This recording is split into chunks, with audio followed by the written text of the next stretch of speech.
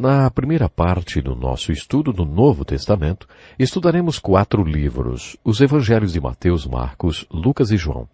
Esses livros são a parte mais importante das Escrituras, porque toda a Bíblia converge para Jesus Cristo e esses livros são biografias de Jesus.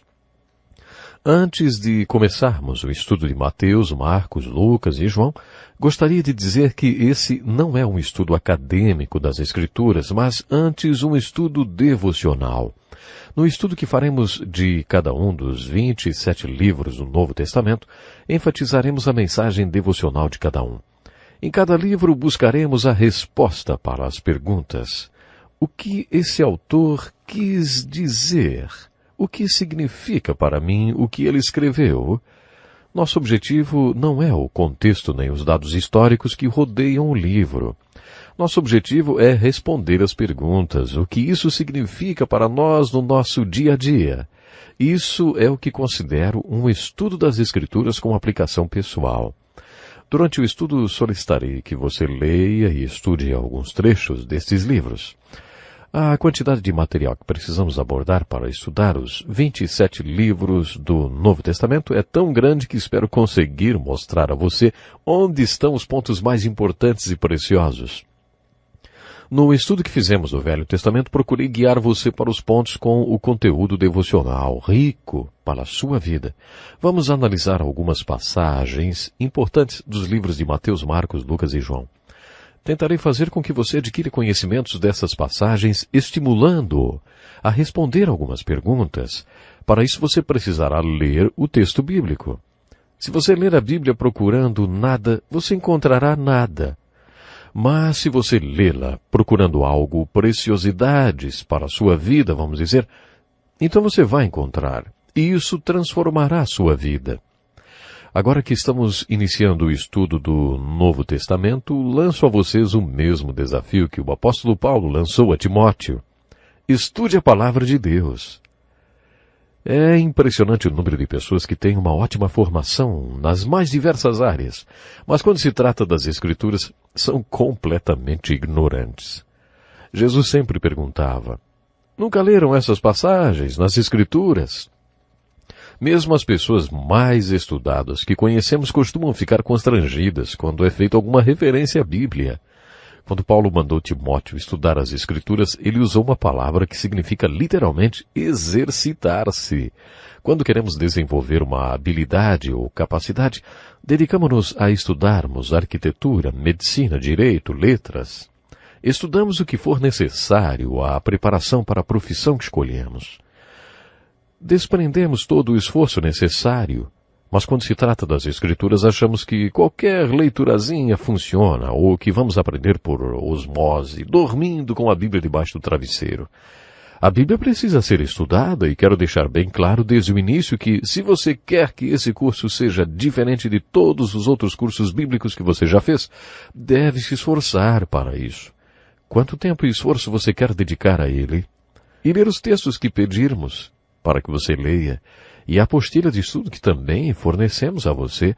Aliás, gostaria de lembrá-lo que essa apostila é gratuita.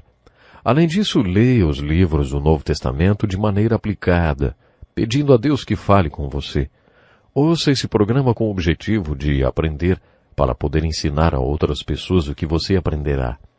O apóstolo Paulo também escreveu na segunda carta a Timóteo, capítulo 2, versículo 2, as palavras que me ouviu dizer na presença de muitas testemunhas, confie-as a homens fiéis, que sejam também capazes de ensinar outros. A minha oração enquanto apresento esse estudo do Novo Testamento é que você aprenda com esse estudo da Bíblia e o transmita a outras pessoas. O que você ouvir, os ensinos que receber nesse curso da Bíblia, ensine a pessoas fiéis que também ensinarão a outros. Foi com essa visão e com esse propósito que o curso foi estruturado. Eu tenho essa inquietação no meu coração de ver o povo aprender a palavra de Deus e ver a palavra de Deus entrando no coração do povo. No livro de Romanos, capítulo 10, versículo 17, o apóstolo Paulo escreveu: a fé vem por se ouvir a mensagem, e a mensagem é ouvida mediante a palavra de Cristo. Como uma pessoa adquire fé? De acordo com Paulo, a fé vem de ouvir continuadamente a palavra de Deus. Quando o apóstolo Paulo escreveu isso, a maioria das pessoas não lia a palavra de Deus. Elas não tinham uma cópia da Bíblia como temos hoje. Paulo estava dizendo, se você estiver sempre ouvindo a palavra de Deus, o milagre da fé acontecerá no seu coração. Hoje podemos parafrasear as palavras de Paulo assim, a fé vem pelo ler a palavra de Deus. Enquanto você estiver lendo a palavra de Deus com esse desejo de obedecer e aplicar os seus ensinamentos, um milagre pode acontecer em sua vida.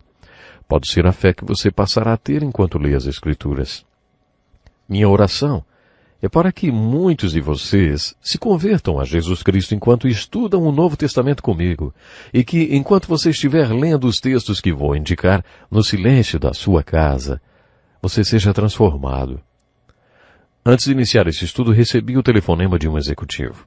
Ele já tinha feito esse curso comigo e tinha se convertido lendo sozinho os textos que eu havia lhe indicado, um autêntico recém-convertido. Jesus passou a ser a coisa mais importante na vida dele, bem como a salvação que ele estava vivendo e a missão que ele acreditava Jesus tinha lhe dado. Uma hora antes de eu começar esse programa, ele me ligou e disse, quero orar por telefone com você para que, entre os seus ouvintes, haja pessoas como eu, que se converterão com a leitura da palavra de Deus. Sabe, e essa é a minha oração sincera e também o meu objetivo. Que muitos de vocês cheguem à verdade e se convertam com a leitura das Escrituras. Vamos iniciar o estudo dos Evangelhos de Mateus, Marcos, Lucas e João, e precisamos entender que os Evangelhos são os livros mais importantes da Bíblia, porque Jesus Cristo é o personagem mais importante das Escrituras. E os Evangelhos são sua biografia santa e inspirada. No Evangelho de Lucas você descobrirá o diálogo que Jesus Cristo teve com seus apóstolos quando seu tempo aqui já estava acabando, depois dele ter sido morto e de ter ressuscitado. Nessa conversa, Jesus disse algo aos apóstolos que lhes abriu o entendimento para as Escrituras. Apesar daqueles homens terem ficado com Jesus Cristo durante 3 anos, eles ainda não tinham entendido as Escrituras. Para eles, as Escrituras eram um livro fechado. Mas o que lhes abriu o entendimento?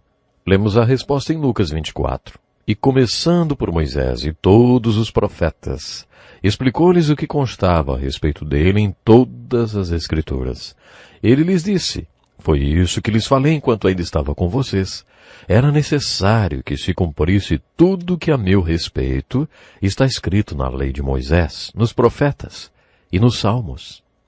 Esse texto mostra que as pessoas não entendem as Escrituras até que entendam essa verdade, que toda a Bíblia converge para Jesus Cristo. A palavra de Deus não é um livro da história, da civilização, nem um livro de estudo sobre as origens. Ela não foi escrita como um livro científico. A Bíblia é um livro sobre a salvação e sobre a redenção. A Bíblia nos dá o contexto histórico em que a nossa salvação e o nosso Salvador vieram, e nos apresenta o contexto histórico no qual o Redentor, que nos trouxe redenção, veio ao mundo. Para isso que a Bíblia foi escrita. Quando os apóstolos ouviram isso pela primeira vez, entenderam as Escrituras. Isso significa então que Jesus Cristo é a chave. Ele é o caminho para o entendimento das Escrituras e esses 4 evangelhos são sua biografia. Portanto, com o estudo dos 4 evangelhos, alcançaremos o centro das Escrituras. No versículo 18 do primeiro capítulo do Evangelho de João nós lemos, ninguém jamais viu a Deus, ou ninguém jamais teve intimidade com Deus, mas o Deus unigênito que está junto do Pai o tornou conhecido. Essas palavras foram escritas em grego. Em grego existe a palavra exegese, cujo prefixo ex significa trazer à existência. Isso significa ler um versículo das Escrituras e trazer à tona tudo o que esse versículo poderia dizer, toda a verdade que pudesse estar contida nele. Se você vai tirar desse versículo toda a verdade que há nele, você estará fazendo uma exegese.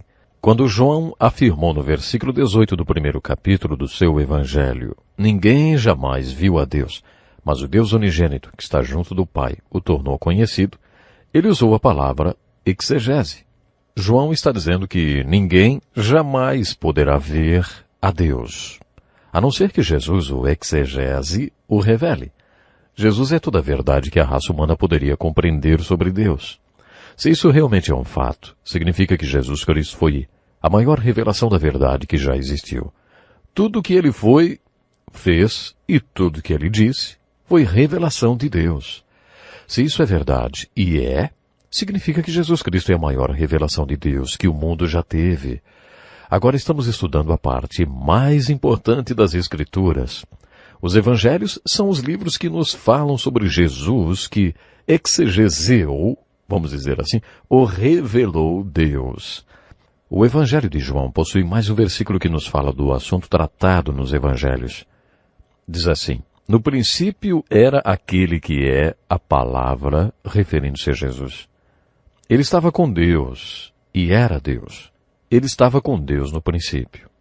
No versículo 14 lemos: aquele que é a palavra tornou-se carne e viveu entre nós.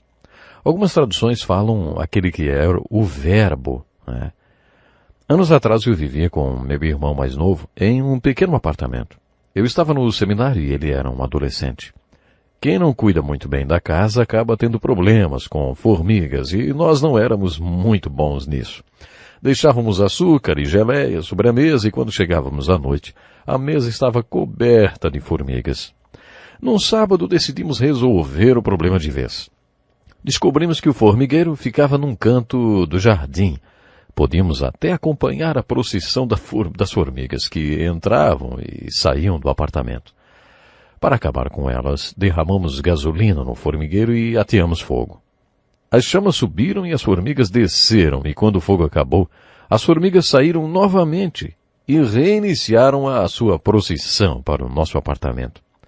Quando vimos aquilo, eu falei para o meu irmão: isso me lembra o Evangelho. Ah, essa é boa, ele disse. Por quê? Ele sabia que eu ia dar mais um sermão. Eu respondi: acompanhe meu raciocínio. Nós não odiamos as formigas, só queremos que elas fiquem longe da nossa mesa, do açucareiro e da pia da cozinha. Imagine que pudéssemos conversar com elas. Diríamos: olha, não odiamos vocês, só queremos que vocês fiquem longe do nosso açúcar, da nossa mesa e da nossa pia. Deixamos um saco de 5 quilos de açúcar no jardim para vocês e vocês nos deixam em paz, ok? É claro que elas aceitariam, só que somos gente, e elas formigas, e formigas não se comunicam com gente. Use sua imaginação. Imagine então que você se transformasse numa formiga e fosse para o formigueiro e dissesse: vocês podem achar que eu sou uma formiga, mas eu não sou não. Sou um homem que vive naquela casa logo ali, e tenho uma proposta a fazer. Estou pronto a me sacrificar se entrarmos num acordo. Você pode achar a ilustração ridícula, mas você entende o que eu estou tentando dizer? Deus queria se comunicar com o homem. Ele queria fazer um acordo com o homem e estava pronto para sacrificar-se a fim de cumprir sua parte no acordo. É claro que o homem faria uma concessão muito grande se tivesse que se tornar uma formiga. As Escrituras afirmam que Deus tornou-se homem. Talvez fosse melhor imaginar um homem tornando-se uma barata, a fim de salvar as baratas. As Escrituras afirmam que a maior concessão já feita foi a encarnação, ou seja, a vinda de Deus em forma de carne. João cita essa encarnação quando diz: no princípio era aquele que é o Verbo ou a Palavra, e tornou-se carne. A palavra é o veículo de um pensamento. Quando tenho um pensamento que quero passar para você, eu uso a palavra. Deus queria se comunicar com o homem e precisava de uma palavra. Deus precisava de um veículo que transportasse o seu pensamento. E essa palavra, esse veículo foi Jesus. Tudo que Jesus fez e disse foi uma grande palavra de Deus para o mundo. Os evangelhos, que são as biografias de Jesus, mostrarão o que ele foi, o que ele fez e o que disse. Vou repetir para enfatizar. Nós estudaremos agora a parte mais importante da Bíblia, os evangelhos. Lemos no capítulo 5 de João que Jesus está numa discussão com os líderes religiosos. Eles ouviram Jesus declarar que não era apenas um homem, mas era Deus. Aquela foi uma declaração e tanto, e é claro, eles não acreditaram em Jesus. Eles queriam que Jesus provasse que era o que dizia ser. O 5º capítulo de João registra um diálogo muito interessante entre Jesus e os líderes religiosos daqueles dias. Jesus disse: Vocês enviaram representantes a João e ele testemunhou da verdade. Não que eu busque testemunho humano, mas menciono isso para que vocês sejam salvos. Eu tenho um testemunho maior que o de João. A própria obra que o Pai me deu para concluir e que estou realizando testemunha que o Pai me enviou. São as Escrituras que testemunham a meu respeito. Contudo, não pensem que eu os acusarei perante o Pai. Quem os acusa é Moisés, em quem estão as suas esperanças. Se vocês crescem em Moisés, creriam em mim, pois ele escreveu a meu respeito. Jesus disse que se os líderes religiosos não acreditassem nele por causa das obras que ele fazia, que buscassem as evidências de que ele era realmente o Filho de Deus na própria Escritura. São as Escrituras que testemunham a meu respeito, ele disse. Esse é o versículo-chave de toda a Bíblia.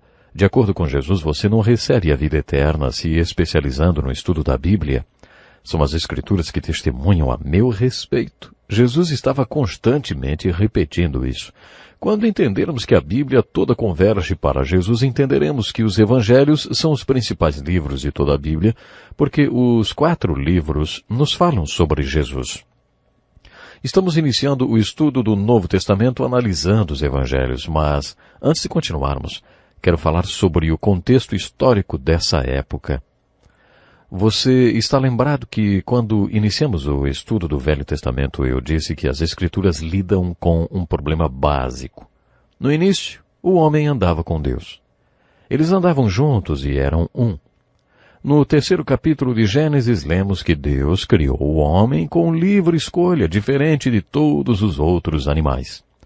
O homem usou e ainda usa dessa liberdade de escolha para se afastar de Deus e de tudo que Deus preparou para ele, e a isso Deus chama de pecado. A Bíblia afirma que Deus não pode ver o pecado e por isso ele se afasta do homem. É aí que ocorre o divórcio, a separação entre Deus e o homem. Esse é o problema básico, tratado tanto no Velho como no Novo Testamento. A mensagem de Deus ao homem no Velho Testamento pode ser resumida assim. Creia em mim quando eu digo que farei alguma coisa a respeito dessa separação. Virei ao mundo e farei o que tem que ser feito para que eu me reconcilie com minhas criaturas. Creia em mim quando eu digo que farei isso. No Velho Testamento ouvimos pessoas como Jó, no meio de todo aquele sofrimento, fazer declarações do tipo: como eu gostaria que houvesse alguém que me unisse a Deus. Não consigo entender por que Deus permite todo esse sofrimento. Tenho tantas dúvidas, não consigo entender Deus. Gostaria que houvesse alguém que servisse de intermediário entre mim e Deus. No auge do sofrimento, fazendo essa oração, Jó recebeu uma revelação profética.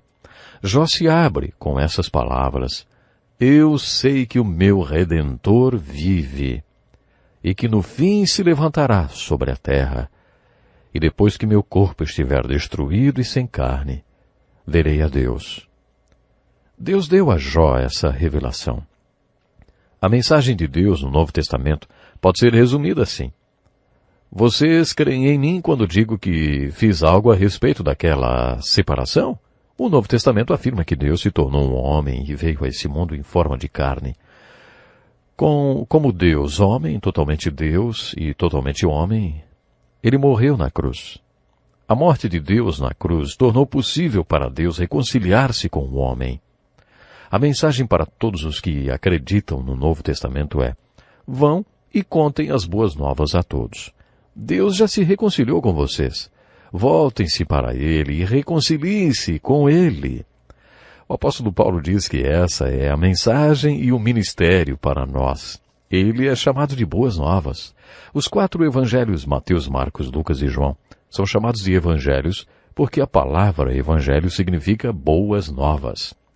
E as boas novas são: eu já acabei com a separação e me reconciliei com o homem. Vocês creem em mim quando digo que já me reconciliei? Em todo o Velho Testamento ouvimos os profetas e pessoas como Jó declararem: eu sei que isso vai acontecer. Creio em Deus quando Ele diz que já houve reconciliação. Como eu gostaria de saber onde encontrar aquele que me reconciliará com Deus. No Novo Testamento ouvimos pessoas como André, o irmão de Simão Pedro, correndo para contar ao seu irmão: encontramos o Messias. Bom, durante sua leitura dos 4 evangelhos, pergunte-se: quais são essas boas novas? Será que compreendi o que são boas novas? O meu objetivo e a minha oração é que você, que ainda não se reconciliou com Deus através do estudo do Novo Testamento, passe a ter paz com Deus, reconciliando-se com Deus. E sabe que se reconciliando com Deus, você pode se reconciliar com você mesmo e com os outros também. Pense nisso e até o próximo programa.